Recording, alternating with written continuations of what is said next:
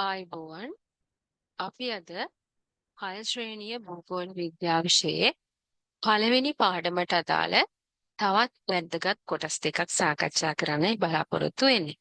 ඒ තමයි කිසියම් ස්ථානයක පිහිටි නිවැරදි දිශාව හඳුනා ගැනීමත් අපි අවට පරිසරයේ තියෙන කාලගුණික අංග හඳුනා ගැනීම. දුවේ පුතේ අපිට ජීවිතේ විවිධ අවස්ථාවලදී දිශාවන් හඳුනා ගැනීම අවශ්‍ය වෙනවා. අපි උදාහරණයක් විදිහට ගත්තොත් අපි මුහුද මැද යාත්‍රා කරන නාවිකයෙක් වුණොත් අපිට ඒ අවට පිහිලා තියෙන රටවල් මහද්වීප මේවා ගැන අපි ළඟ සිතියමක් තිබුණොත් ඒ සිතියමෙන් පෙන්වන දිශාව අනුව ඒ රටවල් තියෙන තැන් හඳුනගන්න අපිට දිශාව නිවැරදිව හඳුනගන්න එක වැදගත් වෙනවා. ඉතින් මේ විදිහට දිශාව හඳුනගන්න අපිට ප්‍රයෝජනවත් වෙන යන්ත්‍රයක් තියෙනවා. ඒ තමයි මාලිමා යන්ත්‍රය. මේ මාලිමාවේ ප්‍රධාන ඉංග්‍රීසි අක්ෂර 4කින් අපි ඉගෙනගෙන තියෙන ප්‍රධාන දිශා 4 පෙන්වුම් කරනවා. ඒ තමයි north කියන ඉංග්‍රීසි වචනයට ගැලපෙන්න N කියන අක්ෂරයෙන් උතුරු දිශාවත් south කියන ඉංග්‍රීසි වචනේ මුල් අක්ෂරයේ S යොදාගෙන දකුණු දිශාවත් east කියන්නේ නැගෙනහිරට ඒ වචනේ මුල් අකුර ඊ අක්ෂරය යොදාගෙන නැගෙනහිර දිශාවත් වෙස්ට් කියන වස්නාහිරට වෙස්ට් කියලා අපි කියනවා. එතන W අකුර යොදාගෙන වස්නාහිර කියන දිශාව මාලිමා යන්ත්‍රයෙන් පෙන්වුම් කරනවා. මම නැවතත් ඔයාලට කියන්නම්. N අක්ෂරයෙන් උතුරත්, S අක්ෂරයෙන් දකුණත්, E අක්ෂරයෙන් නැගෙනහිරත්, W අක්ෂරයෙන් වස්නාහිරත් පෙන්වුම් කරනවා. හොඳයි. අපි දැන් බලමු කොහොමද මාලිමා යන්ත්‍රයක මේ දිශාව පෙන්වලා ඒක ක්‍රියාත්මක වෙන්නේ කියලා. හොඳයි. ඔයාලට දැන් මේ රූපේ පෙන්වනවා ඇති පොන්චි බයිසිකල් හැන්ඩල් එකක සවි කරලා තියෙන මාලිමා යන්ත්‍රයේ ක්‍රියාකාරීත්වය.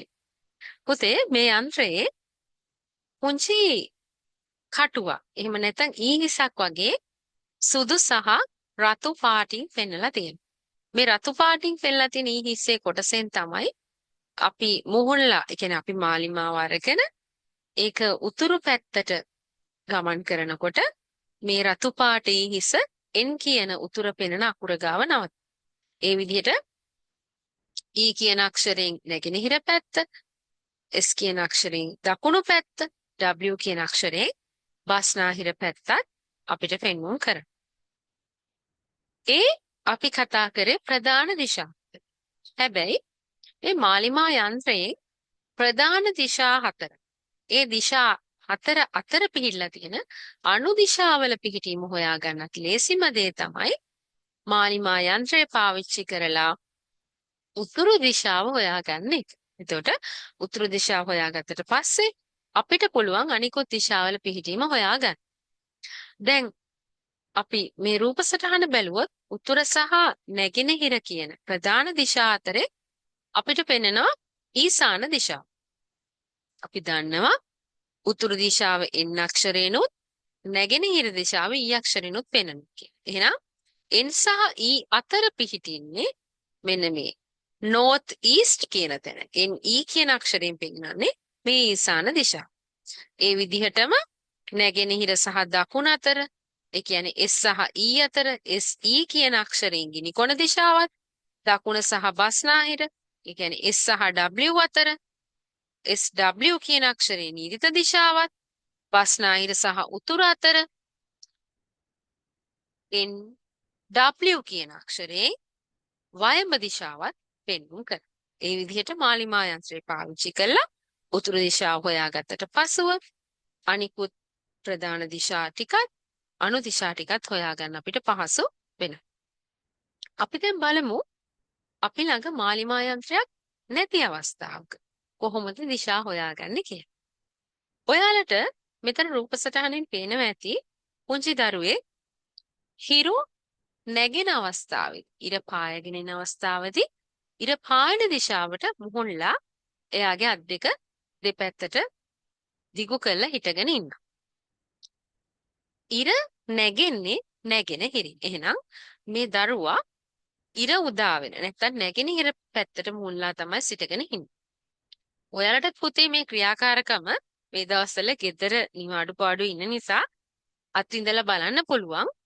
අපි ඉර උදා වෙන පැත්තට මුහුණලා හිටගෙන අපේ අත් දෙක දෙපසට කරගත්තොත් ඔයාලගේ දකුණු අත මේ දරුවගේ නම් මෙන්න මේ දකුණු අතින් පෙන්වන්නේ දකුණු දිශා. එහෙනම් දකුණු දිශාවට විරුද්ධව පෙන්වන්නේ මොන දිශාවද? උතුරු දිශා. එහෙනම් නැගෙනහිර දකුණ සහ උතුර අපි අඳුරගෙන තියෙනවා. නැගෙනහිර කියන්නේ ඉර පායගෙන එන දිශාවනේ. එහෙනම් නැගෙනහිරට විරුද්ධව. මෙයාගේ සෙවණැල්ල වැටලා තියෙන දිශාව මොන දිශාවද? බටහිර දිශා. ඉතින් මෙන්න මේ වගේ ක්‍රියාකාරකමකින් අපිට පුළුවන් මාලිමාවක් නැති අවස්ථාවකත් ප්‍රධාන දිශා ටික හඳුනා ගන්න. හොඳයි. අපි බලමු මේ ප්‍රධාන දිශා හතරට අමතරව මොනවද පිහිටන සෙසු දිශා කියලා. මේ ලා නිල් පාට ඊතල ටිකෙන් අපිට පෙනෙනවා ඊසාන, ගිනිකොන, නීරිත සහ වයඹ කියන දිශා ටික. අන්න ඒව තමයි පුතේ ප්‍රධාන දිශා අතර පිහිටන සෙසු දිශා. එහෙම නැත්නම් අනු දිශා කියලා අපි හඳුනා ගන්න. හොඳයි. අපි දැන් පොන්චේ ක්‍රියාකාරකමකට යමු. ඔයාලගේ භූගෝල විද්‍යාව පෙළ පොතේ 7 වෙනි පිටුවේ තියෙන ක්‍රියාකාරකම ඒ තමයි අපි මේ ඉගෙන ගත්ත ප්‍රධාන දිශා සහ අනු දිශා සම්බන්ධ දැනුම පාවිච්චි කරලා පිළිතුරු හොයන්න ප්‍රශ්න ටිකක්. බලන්න. පළවෙනි ප්‍රශ්නෙන් අහලා තියෙනවා උතුරු දිශාව සහ නැගෙනහිර දිශාව අතර පිහිටලා තියෙන්නේ මොන දිශාවද කියලා. දැන් අපිට පේනවා උතුර සහ නැගෙනහිර කියන දිශා දෙක අතර පිහිටලා තියෙනවා මොකක්ද? ඊසාන දිශාව. එහෙනම් අපිට ලියන්න පුළුවන් මේ හිස්තැනට මොකක්ද? ඊසාන කියලා නේ. කියන්නේ උතුරු දිශාව හා නැගෙනහිර දිශාව අතර ඊසාන දිශාව පිහිටලා තියෙනවා කියලා. ඊළඟට අපෙන් අහන්නේ මොකක්ද? නැගෙනහිර හා දකුණ අතර පිහිටලා තියෙනවා. හොඳයි. අපි බලමු. නැගෙනහිර දිශාවත් දකුණු දිශාවත් අතර පිහිටලා තියෙන මොන දිශාවද? ගිනි කොන දිශාව. එහෙනම් අපිට පිළිතුරු විදිහට ලියන්න පුළුවන් නැගෙනහිර සහ දකුණ අතර පිහිටලා තියෙන්නේ ගිනි කොන දිශාව කියලා. මෙන්න මේ විදිහට ඉතුරු ප්‍රශ්න තුන. ඒ කියන්නේ 3 සහ 4 කියන ප්‍රශ්න මේ ප්‍රධාන දිශා සහ අනු දිශා හොඳට අධ්‍යයනය කළා ඔයාට පිළිතුරු ලියන්න පුළුවන් වෙයි. හොඳයි. ඊළඟට අපි බලමු අපිට දිශා ආශ්‍රිතව යම් ස්ථාන හොයන්න වගේ ගැටලුවක් ආවොත් කොහොමද අපි ඒකට හරියට පිළිතුරු හොයාගන්නේ කියලා. අපිට කියනවා මෙන්න මේ රූපේ නිරීක්ෂණය කරලා මේ අපිට ඉංග්‍රීසි අක්ෂර වලින් පෙන්වන ස්ථාන තියෙන දිශා හොයන්න කියලා. හොඳයි. අපිට පේනවා පුතේ මේ රූප සටහනේ මැද්දේ. මේක ඔයාලගේ පෙළ පොතේ 8 වෙනි පිටුවේ තියෙනවා මේ සටහන. මේ මැද්ද තියෙනවා පාසල. ඒතකොට පාසල තමයි පිහිටලා තියෙන්නේ මැද. පාසලේ ඉඳන් B M P G H R කියන ඉංග්‍රීසි අක්ෂර වලින් විවිධ ස්ථාන පිහිටලා තියෙනවා. ඒ ස්ථාන වල නම් අපිට එක පැත්තකින් පේනවා. අපෙන් අහන්නේ පාසලේ ඉඳන් බලනකොට ඒ ස්ථාන මොන දිශාවෙන්ද පිහිටලා තියෙන්නේ කියලා. බලන්න අපිට මෙතන දිශා ටික පහසුවෙන් අඳුරගන්න උතුරු පැත්තට ඊ හිසකුත් යොමු කරලා තියෙනවා. එහෙනම් පාසලේ ඉඳන් B අකුරෙන් පෙනෙන බැංකුව කොහෙද තියෙන්නේ කියලා හොයාගන්න අපිට හරිම ලේසි. කොහෙද? B අක්ෂරයෙන් පෙන්නන බැංකුව පිහිටලා තියෙන මොන දිශාවේද? උතුරු දිශාව. ඊළඟට බලන්න උතුරු දිශාවට විරුද්ධ දිශාව මොකක්ද? දකුණු දිශාව. දකුණු දිශාවට දෙන්නේ මොකක්ද අක්ෂරය? G. අපි හොයමු G අක්ෂරයෙන් මොකක්ද පෙන්වන්නේ කියලා. ඔව් අපිට පේනවා G අක්ෂරයෙන් පෙන්වන්නේ පිට්ටනිය. එහෙනම් පිට්ටනිය පිහිටලා තියෙන්නේ මොකක්ද? පාසලේ ඉඳන් දකුණු දිශාව. ඔය වගේ M P H R කියන ස්ථාන පිහිටලා තියෙන දිශාත් අපිට හඳුනා ගන්න පුළුවන්. මම එක දිශාවක් ඒ වගේ හොයන විදිහ ඔයාලට පහසුවෙන්ම කියලා දෙන්න. මේ වගේ සටහනක් අපිට ලැබුණොත් ඔයාලගේ ප්‍රශ්න පත්‍රයකට හෝ නැත්නම් ඔයාලට අභ්‍යාසයකට හරි මේ වගේ සටහනක් ලැබුණොත් මේක විසඳ ගන්න අපිට පහසුවෙන් අනුගමනය කරන්න පුළුවන් ක්‍රමයක් තියෙනවා. ඒ තමයි පුතේ අපි දන්න ප්‍රධාන දිශා ටික මේ සටහන ඇතුලේ පැන්සලෙන් ලියා ගන්න එක. එතකොට අපි දන්නවා B අක්ෂරයෙන් උතුරත් ඊළඟට G අක්ෂරයෙන් දකුණත් කියන ප්‍රධාන දිශා හතර අපිට පෙන්වනවා කියන්නේ. හැබැයි ඊට අමතරව ඒ ප්‍රධාන දිශා හතරෙන් අපිට මේ පෙන්ලා තියෙන දිශා දෙකනේ. ඊට අමතරව තියෙනවා තව දිශා දෙකක්. නේද? එකක් තියෙනවා මෙන්න මේ අතට අනිත් දිශාව තියෙනවා මෙන්න මේ පැත්තට.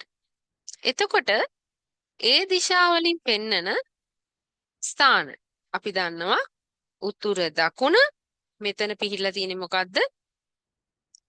ඔව් නැගෙනහිර දිශා. ඊළඟට අපි දන්නවා නැගෙනහිරට විරුද්ධ පැත්තේ තියෙන්නේ ඉර බැහැගෙන යන බස්නාහිර දිශාව කිය. හොඳයි. දැන් බලන්න උතුර නැගෙනහිර දකුණ සහ බස්නාහිර කියන ප්‍රධාන දිශා අපි හඳුනගත්තා. ඊළඟට මේ දිශා අතර තියෙනවනේ අනු දිශා ටික නේද? ඒතර උතුර සහ නැගෙනහිර අතර පිහිටලා තියෙනවා අපි ඉගෙන ගත්ත මොකක්ද? ඊසාන දිශාව. අපි ඒක හඳුන ගන්න පහසුවට මෙතන ඊ කියන අකුර ලියා ගමු. ඊළඟට නැගෙනහිර සහ දකුණ අතර අපි ඉගෙන ගත්ත මොකක්ද තියෙන්නේ? ඔව්. ගිනි කොන දිශාව පිහිටලා තියෙනවා නැගෙනහිර සහ දකුණට. ඒ නිසා අපි පහසුවට ගී කියන අකුර යොදමු. දකුණ සහ බස්නාහිර අතර නිරිත දිශා. එහෙනම් නිරිත දිශාව හඳුන ගන්න අපි නී කියන අකුර ලියා ගමු. බස්නාහිර සහ උතුර අතර මොකක්ද? වයඹ දිශාව. ඒ නිසා ව කියන අකුරත් අපි යොදා ගන්න. ඉතින් දැන් මේ විදිහට බැලුවොත් අපිට මේ ස්ථාන තියෙන දිශාවන් හඳුන ගන්න හරිම ලේසි. මම එක උදාහරණයක් විතරක් කියන්නම්. එම් අක්ෂරයෙන් පෙන්නන්නේ මොකක්ද? වෙළඳපොළ. එහෙනම් පාසලේ ඉඳන් වෙළඳපොළ තියෙන්නේ මොන දිශාවෙන්ද? පාසලේ සිට ඊශාන දිශාවෙන් වෙළඳපොළ පිහිටලා තියෙනවා. ඊට පස්සේ එච් අකුර. එච් අකුරෙන් පෙන්නන්නේ රෝහල. රෝහණ පිහිටලා තියෙන්නේ නිරිත දිශාව. එහෙනම් අපිට ලියන්න පුළුවන් වාක්‍යයක් මොකක්ද? පාසලේ සිට නිරිත දිශාවෙන් රෝහල පිහිටා ඇත. ඉතින් බලන්න මේ වගේ ගැටලුවක් ඔයාලට හම්බුනොත් මේ විදිහට ප්‍රධාන දිශා ටිකයි අනු දිශා ටිකයි හරි විදිහට සඳහන් කළා ඒ ගැටලුව විසඳන්න හරිම පහසුයි. මීට අමතරව මේ ප්‍රධාන දිශා ටිකයි අනු දිශා ටිකයි මතක තියාගන්න පුංචි කවියක් ඕගොල්ලෝ පොඩි පන්තිවල ඉගෙනගෙන ඇති. ඒ තමයි උකුල් ඊළඟ නැවේ ගිහින් ධම්මි නිදිද බලා වරේ. ඔන්න ඔය කියන වචනවල මුල් අකුරු ටික තමයි මේ ප්‍රධාන දිශා සහ අනු දිශා පිළිවෙලට යොදාගෙන තියෙන්නේ. ඉතින් දිශා මතක තියාගන්න ඒ පුංචි කවියත් අපිට ප්‍රයෝජනවත් වේ.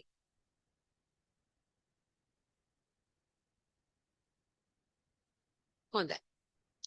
ඊළඟට අපි අද සාකච්ඡා කරන පාඩමේ දෙවෙනි අදියරට අපි පැමිණලා ඉන්නේ.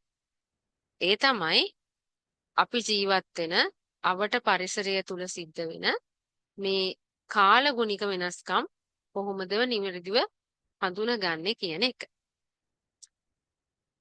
මම ඔයාලට පුංචි වීඩියෝ එකක් පෙන්වනවා පුතේ. බලන්න මේ වීඩියෝ එක අතරමඟ අපිට පරිසරයේ තියෙන වෙනස්කම් හඳුනා ගන්න පුළුවන්ද කියලා.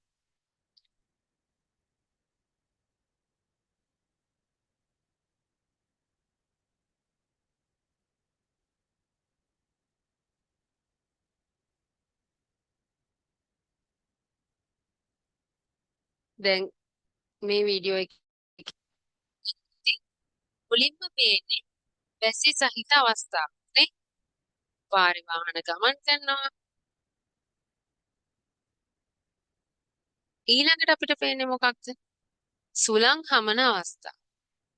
පරිසරයේ මද සුළඟ හමාගෙන යන. අපිට පේනවා ලස්සන වෙනවා සුළඟට අනුව.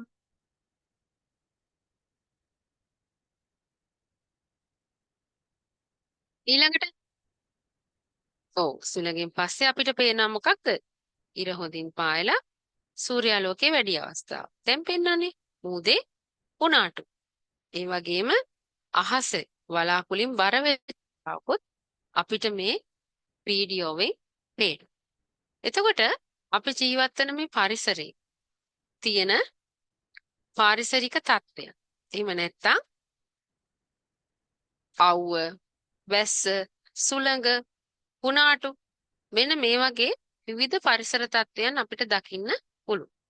මෙන්න මේවට අපි කියනවා පුතේ කාලගුණික අංග කියලා. ඒ කියන්නේ උණුසුමෙන් උෂ්ණත්වයක්, වැසි සහිත වෙලාවක වර්ෂාපතනයක්, ඊළඟට සුළඟේ වේගය, වලාකුළු මෙන්න මේ වගේ පරිසරයේ කෙටි කාලින වෙනස්කම් ඇති.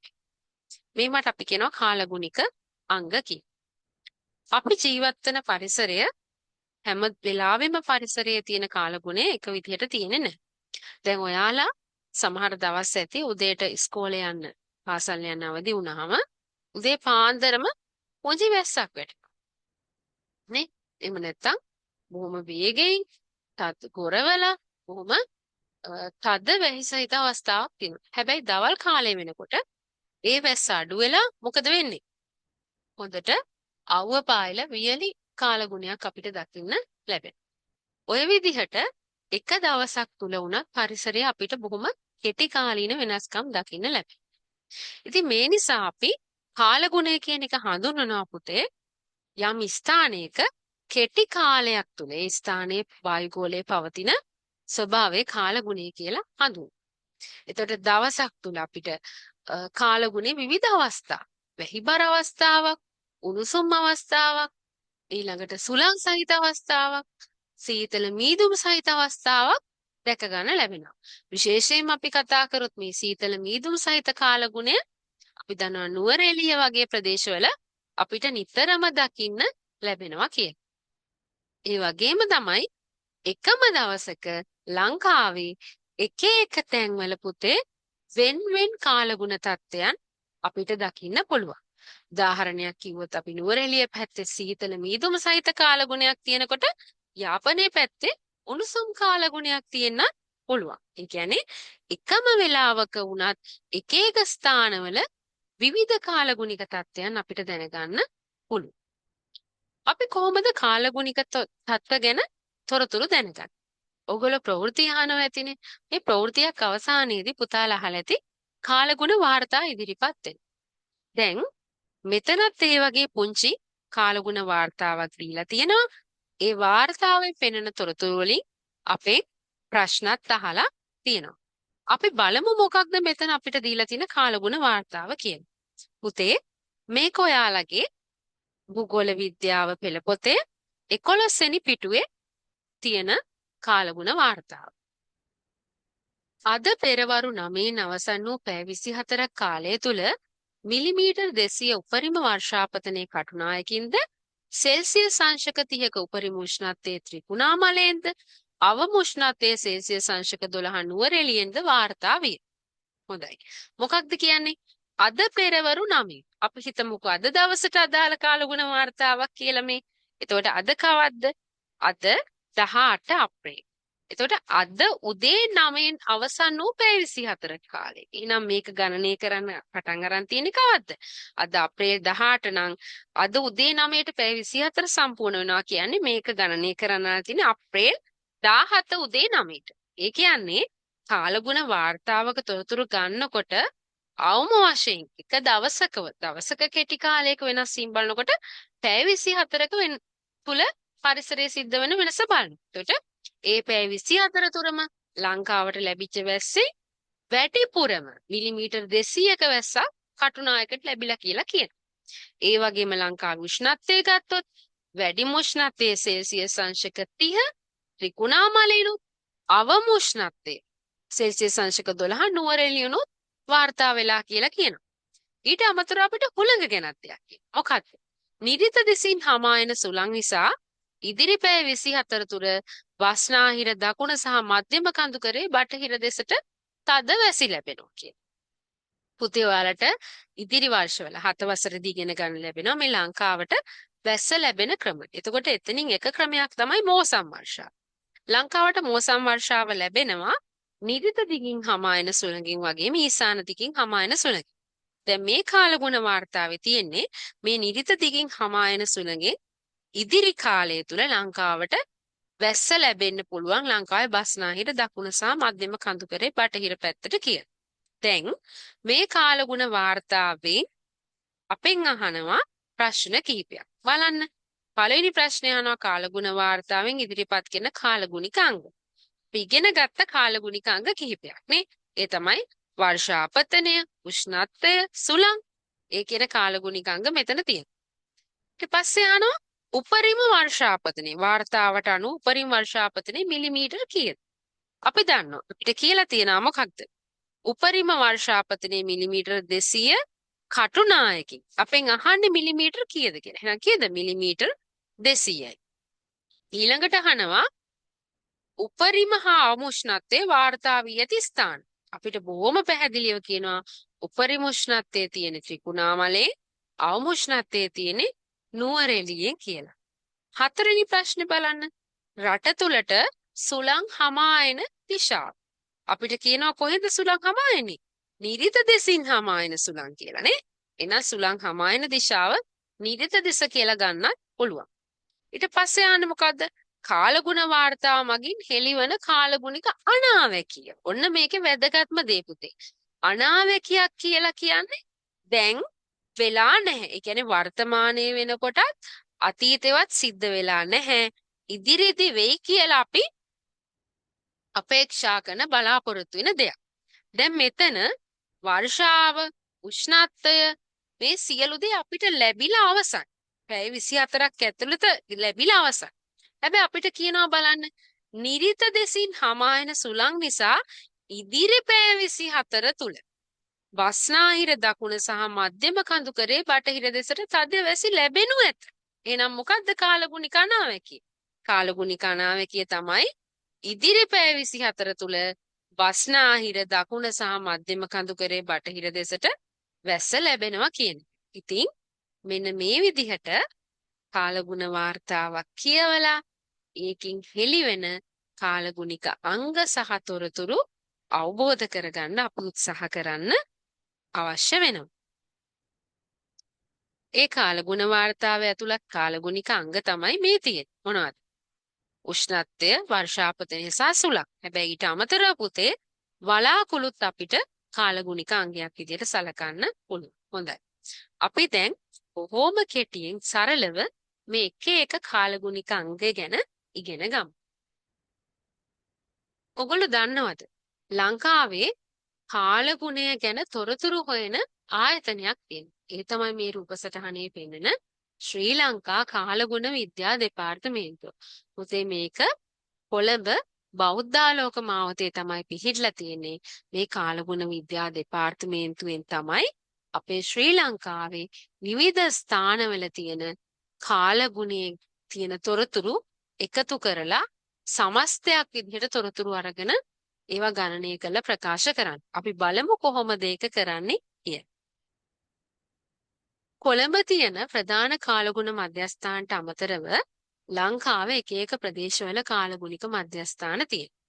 ඒගොල්ලෝ කරන්නේ ඒ එක කාලගුණික මධ්‍යස්ථාන වලින් ඒ එක ප්‍රදේශවල තියෙන උණුසුම, වැස්ස, උලඟ ගැන තොරතුරු එකතු කරගන්න එක. ඒ එකතු කරගන්න තොරතුරු විවිධ ක්‍රමවලින් චන්ද්‍රිකා තාක්ෂණයෙන් වෙන්න පුළුවන්. එහෙම නැත්නම් අද වෙනකොට තාක්ෂණයේ දියුණුයි ඒ ක්‍රම පාවිච්චි කරලා කොළඹ ප්‍රධාන කාර්යාලයට ලබලා දෙන්න. අපි උදාහරණයක් විදිහට මෙහෙම හිතමුකෝ. නුවර පිහිටලා තියෙනවා එක කාලගුණික මධ්‍යස්ථානයක්. ගම්පහ තියෙනවා තව එකක්. එතකොට නුවර කාලගුණ මධ්‍යස්ථානයේ නුවරට කොහොමද වැස්ස, කොච්චර ප්‍රමාණයක්ද, සුළඟ කොහොමද, උෂ්ණත්වය කොහොමද කියන තොරතුරු දෙනවා.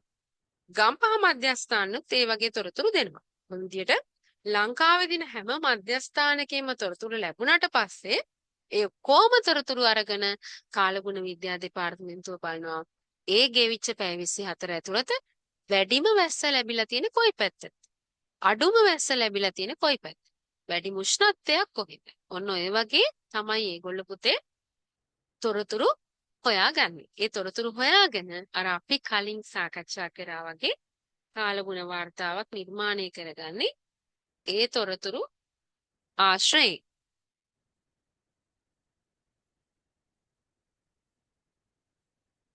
හොඳයි. අපි බලමු තව එක කාලගුණික අංගයක් ඒ තමයි උෂ්ණත්වය. අපිට උෂ්ණත්වය සහ තාපය ලබලා දෙන්න කෙනා කවුද? ඒ තමයි සූර්යයා. සූර්යාගෙන් තමයි අපේ පරිසරය උණුසුම් වෙන්නේ. ඒ වගේම අපිට අවශ්‍ය තාපය ලැබෙන්නේ. හැබැයි මේ සූර්යාගේ තියෙන උෂ්ණත්වය නැත්නම් සූර්ය කිරණ අපිට ලැබෙන දවසින් දවස ප්‍රමාණය වැඩි වෙනකොට පරිසරයේ උෂ්ණත්වය ඉහළ ගිහිල්ලා මෙන්න මේ වගේ පෙනෙන ගස් වේලිලා ජලයේ හිඳිච්ච වියලි කාලගුණ තත්ත්වයක් අපිට ලැබෙනවා. එහෙනම් දවසේ වියලි කාලගුණ තත්ත්වයක් ඇති වෙන්න නම් එහෙම තියෙනකොට උෂ්ණත්වය අධික වෙනවා සූර්යාගේ කිරණ ලැබීම නිසා. මේ උෂ්ණත්වය අපිට මනින්නේ කොහොමද? දැන් අපි ඉගෙන ගන්නතනේ කාලගුණ විද්‍යා දෙපාර්තමේන්තුව කියනවා කියලා එක එක ප්‍රදේශවල උෂ්ණත්වය මෙන්න මේ ප්‍රමාණයයි කියලා. ඒ විදිහට උෂ්ණත්වය මැන බලා ගන්න අපිට ප්‍රයෝජනවත් වෙන උපකරණයක් තියෙනවා. ඒ තමයි පුතේ මේ රූප සටහනෙන් පෙන්වන උෂ්ණත්ව මානය. දැන් ඔයාලට පේනවා ඇති මේ උෂ්ණත්ව මානය අංක යොදලා අපි කියන අංකණය කරලා තියෙනවා කියලා. එක පැත්තක F අකුරත් අනිත් පැත්තේ C අකුරත් තියෙනවා. ඒ දෙකේ ගණනය කරන්නේ උෂ්ණත්වය ඒකක දෙකකින්. උෂ්ණත්වයේ මනින ෆැරන්හයිට් අංශක කියන එක තමයි මේ F බිඳුව. F නැත්නම් F අංශක වලින් පෙන්නන්නේ. ඊළඟට සෙල්සියස් අංශක කියන එක තමයි මේ C අක්ෂරයෙන් පෙන්වුම් කරන්නේ. එතකොට ෆැරන්හයිට් වලින් හරි සෙල්සියස් අංශක වලින් හරි මේ උෂ්ණත්වය මැනලා කියන්න පුළුවන්. හැබැයි මේ උෂ්ණත්වයේ අගයන් ෆැරන්හයිට් හා සෙල්සියස් අංශක වලින් ගත්තාම සමාන වෙන්නේ නැහැ. උදාහරණයක් විදියට අපි මෙන්න මෙතන මේ රූප සටහනේ අපිට පේනවා මෙතන උෂ්ණත්වය දීලා තියෙනවා මේ පුංචි ඉරකට යටින් වෙනකන් 20 වෙනකන්. අපි ගත්තොත් එහෙම ඒ පෙන්වන්නේ 20 මොනවද? සෙල්සියස් අංශක 20. හැබැයි ෆැරන්හයිට් ගත්තොත් මෙතන 60යි 80යි අතර 70 තියෙනවා ෆැරන්හයිට් 70. ඒ කියන්නේ මේ ඒකක දෙකෙන් මනිනකොට උෂ්ණත්ව අගයන් දෙකක් තමයි අපිට ලැබෙන්නේ. ඊළඟට වැස්ස. අපි හැමෝම අත්දැකලා තියෙන සහ අත්විඳලා තියෙන කාලගුණික වෙනස් වීමක් තමයි වර්ෂාපතනේ. අපි පාසල් ඇරිලා යනකොට වුණත් අපිට මේ වර්ෂාපතනේ නැත්තම් වැස්සට මුහුණ දෙන්න වෙනවා. පුතේ වැස්ස ඇති වෙන්න පෙර පරිසරයේ සිද්ධ වෙන වෙනස්කම් මොනවද කියලා අපි බලමු. මුලින්ම මොකද වෙන්නේ? වැස්සට පෙර පරිසරයේ බොහොම ගස් හෙලවිලා හුලං හමන. ඊට පස්සේ අහස වලාකුලෙන් බර වෙනවා. ඊට පස්සේ තමයි ටිකෙන් ටික වැහි පොද වැටෙන්න ගන්න. ඉතින් කොහොමද මේ වැස්ස ඇති වෙන්නේ? මේ වැස්ස ඇති වෙන විදිහ අපිට කියලා දෙන්න පුළුවන් ජල චක්‍රය කියන පාඩමේදී. එතකොට අපි දන්නවා මේ අපිට උණුසුම හා තාපය ලබා දෙන්නේ සූර්යයා කියලා නේ. එතකොට මේ සූර්යාගේ තියෙන උණුසුම හින්දා පුතේ සූර්ය කිරණ වලින් අපි ජීවත් වෙන මුළු පරිසරයේම උණුසුම වැඩි. ඒ උණුසුම වැඩි වුණාම මේ තියෙන ගංගා, ඇලදොල, මුහුදු, ඒ වගේ ජලාශවල තියෙන ජලය මේ හිරුගේ උෂ්ණත්වය නිසා ඉහළට වාෂ්ප වෙනවා. ඒ විතරක් නෙමෙයි පරිසරයේ තියෙන සත්තුන්ගේ ඊළඟට අපි ගත්තොත් එහෙම ශාකවල ඒ තියෙන ජලය ඉහළට වාෂ්ප වෙනවා. මේ ජලය වාෂ්ප වෙලා ඉහළට ගමන් කරනකොට ඒවා සිසිල් වෙනවා. සිසිල් වෙලා ඒවා ඒ අවස්ථාවට අපි කියනවා ඝනීභවනය වෙනවා කියලා. ඒ ඝනීභවනය වුණ ජල කොටස් වලින් හැදෙනවා වලාකුළු. එතකොට මේ වලාකුළු නිර්මාණය වෙනවා ජල වාෂ්ප එකතු වෙන. ජල වාෂ්ප වලට අමතරව එක එක කාබන් දූවිලි අංශුත් වලාකුළු නිර්මාණය වෙන්න අවශ්‍ය වෙනවා. ඒ වලාකුළක් තුල තියෙන ජල වාෂ්ප වැඩි වුණාම නැවතත් අපිට වැස්ස ලැබෙනවා. ඔන්න ඔය ක්‍රමය තමයි අපි කෙටියෙන් ජල චක්‍රය කියලා හඳුන්වන්නේ. මේ තියෙන්නේ ඔයාලගේ පෙළ පොතේ 13 වෙනි පිටුවේ තියෙන මේ වැස්ස ඇති වෙන විදිය. දැන් මම අර කිව්වා වගේ සූර්යාගේ උෂ්ණත්වයෙන් හින්දා ජලාශවල තියෙන ජලය වාෂ්ප වෙනවා. ඊළඟට අපි කිව්වා ශාකවල තියෙන ජලය ඉහළට වාෂ්ප වෙනවා කියලා ශාක පත්‍ර. ඒකට අපි කියනවා පුතේ උත්සේදනය කියලා. එතකොට උත්සේදනය සහ වාෂ්පීකරණයෙන් ඉහළට යනවා ජලාංශු. ඒවා සිසිල් වෙනවා. නැත්නම් ඝනීභවණය වෙලා හැදෙනා මොනවද? වලාකුළු. වලාකුළු වලින් තියෙන ජල වාෂ්ප වැඩි වෙද්දී ආයි අපිට වර්ෂාපතනය ලැබෙනවා. ඒ ලැබෙන වර්ෂාපතනයේ කොටසක් පුතේ පොළවට උරා ගන්නවා. අනිත් කොටස මේ විදිහට පොළව දිගේ මතු පිටට ගලාගෙන යන. උෂ්ණත්වය මනින්න ගන්නෙ උෂ්ණත්වමානය කියලා අපි ඉගෙන ගත්තා. ඒ වගේම තමයි වර්ෂාව මනින්න යොදා ගන්න උපකරණය තමයි පුතේ වර්ෂාමානය. මේ රූප සටහනින් වාට පෙන්වන්නේ වර්ෂාමානය. වර්ෂාව මනින්න පාවිච්චි කරන්නේ මිලි මීටර් කියන එක.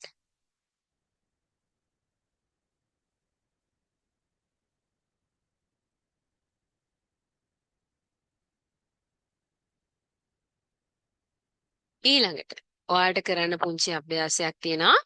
වර්ෂාව මගින් අපිට ලැබෙන ප්‍රයෝජන, ඊට පස්සේ වර්ෂාවෙන් පස්සේ පරිසරයේ දකින්න ලැබෙන වෙනස්කම්. මේ දේවල් ඔයගොල්ලෝ පුංචි කොලයක තනියෙන් වැස්ස තියෙන වෙලාවක් නිරීක්ෂණය කරලා හොඳට ලියන්න. ඊළඟ කාලගුණික අංගය තමයි සුළඟ. අපිට සුළඟ කියන දේ අතින් අල්ලන්න බෑනේ. හැබැයි අපි ජීවත් වෙන පරිසරයේ සුළඟ තියෙනවා කියලා අපි දැනගන්නේ කොහොමද? ගස් කොළන් වල අතු හෙලවෙද්දී නැත්නම් අපේ පරිසරයට සිසිලසක් දැනෙද්දී අපි දැනගන්නවා සුළඟ තියෙනවා කියලා. එතකොට අපිට මේ සුළඟ ලැබෙනකොට සුළඟේ වේගය තියෙනවා. ඒ සුළඟේ වේගය අනුව අපි සුළඟ විවිධ නම් වලින් හඳුන්වනවා. නේ? ගොඩාක් වේගයෙන් හමන සුළඟකට අපි කියනවා සුලි සුළඟක්. එහෙම නැත්නම් සැඩ සුළඟක් කියලා. ඔය පුනාටු ඇති වෙන වෙලාවෙදී හමන්නේ වගේ සුළඟ. හැබැයි බොහොම හිමින් නිකන් බොහොම පුංචියට හමාගෙන යන සුළඟක් අපි කියනවා මද සුළඟක් කියලා. ඉතින් පුතේ මේ සුළඟ හමා යන සහ සුළඟේ වේගය මනින්න අපි භාවිතා කරන උපකරණ දෙකක්. ඔන්න හොඳට මතක තියාගන්න. සුළඟ හමන දිශාව පෙන්වන්න පාවිච්චි කරන්නේ මෙන්න මේ වගේ සුළං දිශා දර්ශකයක්. එතනදී අන්න ඕගොල්ලෝ ඉගෙන ගත්ත මේ උතුර, දකුණ, නැගෙනහිර, බටහිර කියන ප්‍රධාන දිශා හතර පෙන්නලා ඊතල හතරක් තියෙනවා. හැබැයි සුළඟ හමන පැත්ත තීරණය වෙන්න මෙන්න මේ ඊතලේ කැරකෙන. ඒතර ඒ ඊතලේ කැරකෙන පැත්තෙන් අපිට දැනගන්න පුළුවන් සුළඟ කොයි පැත්තින්ද හමන්නේ කියලා. මේකට අපි කියන සුළං දිශා දර්ශකය කියලා. ඊළඟට මේ පහළ රූපයෙන් ඔයාට පේනවා ඇති ඒක වේගෙන් කැරකුණා පොඩි මේ අර්ධ ගෝල තුනකින් හැදිලා තියෙනවා. එතකොට ඒකෙන් පෙන්වන්නේ සුළඟේ වේගය. මේ උපකරණේ මේ හෙමින් කැරකෙනවා නම් ඒ වෙලාව අපි කියනවා සුළඟ එච්චර තද නෑ කියලා. හැබැයි වේගෙන් කැරකෙන අවස්ථාවක අපි කියනවා ගොඩක් තද සුළඟක් තියෙන්නේ කියලා. ඉතින් මේ වගේ උපකරණයකට අපි කියනවා පුතේ අනිලමානය කියලා. එහෙනම් සුළං හමන දිශාව දැනගන්න අපි පාවිච්චි කරන්නේ සුළං දිශා දර්ශකය. සුළඟේ වේගය මනින්න පාවිච්චි කරන්නේ අනිලමානය. ඊට පස්සේ අවසාන කාලගුණික අංගය තමයි වලාකුළු. පරිසරයේ අපි හවසක පැහැදිලි අහසක් නැත්තම් වැසි නැති අවස්ථාවක අහස නිරීක්ෂණය කරොත් පුතේ අපිට එක එක හැඩයෙන් තියෙන එක එක වලාකුළු දකින්න පුළුවන්. ගොඩක් වෙලාවට වැස්ස එන්න කලින් නම් අපිට දකින්න ලැබෙන්නේ මොනවද? කළු වලාකුළු. දැන් මේ බලන්න මේ පැහැදිලි අහසක්. හැබැයි වලාකුළු ගොඩාක් අඩුයි මේ අහසේ. දැන් මෙතන තියෙන වලාකුළු පුංචි පුංචි කෙඳි විදිහට නේද? අපි මේ වගේ වලාකුළු වලට කියනවා කෙඳි වලාකුළු. මේ තියෙන්නේ බලන්න මේ වලාකුළු පෙනුම කලින් බලපු වලාකුළු පෙනුමට වඩා වෙනස්. ඔන්න ওই විදිහට අහස වැස්ස නැති වෙලාවක පැහැදිලි අහසක් හොඳින් නිරීක්ෂණය කරොත් පුතේ අපිට මේ වලාකුළු වල වෙනස්කම් අඳුර ගන්න පුළුවන්. ඉතින් එහෙනම් අපි හිතනවා අද දවසේ සාකච්ඡා කරපු ප්‍රධාන දිශා සහ අනුදිශාත් ඒ වගේම අපි ජීවත් වෙන මේ පරිසරයේ ඇති වෙන කාලගුණය ඇති වෙන වෙනස්කම් සහ වර්ෂාපතනය, උෂ්ණත්වය, සුළඟ, ඊළඟට වලාකුළු මෙන්න මේ වගේ කාලගුණික අංග ගැන ඔයාලට හොඳට වැටහෙන්න ඇති කිය. මේක තවදුරටත් පැහැදිලි වෙන්න ඔයාලගේ තියෙන පෙළ පොතේ මේ පාඩම් කොටස හොඳින් කියව ගන්න.